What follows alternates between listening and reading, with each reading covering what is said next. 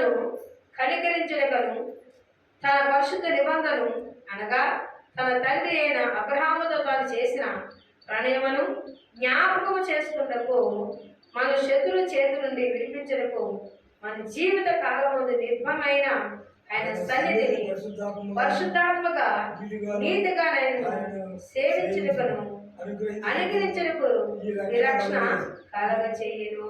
హల్లెలూయా హల్లెలూయా. దేవుడు ప్రత్యక్షమైన అనుభవాలు.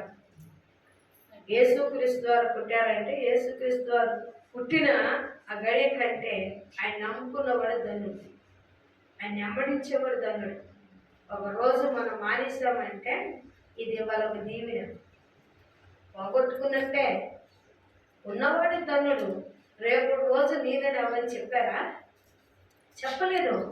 ఈ దీవెన ఎప్పుడు నీతో ఉండాలి అంటే సన్నిధి ఎప్పుడు నువ్వు దేవతను కనపరిచిన వాడై ఉండాలి. అలా కనపడినప్పుడే దేవుడు మన ప్రతి విషయంలో కూడా దేవుడట మనల్ని ఆశీర్దిస్తాడు. చిన్న పాట పాడతాం. దేవుడి స్తోత్రములు. హల్లెలూయా.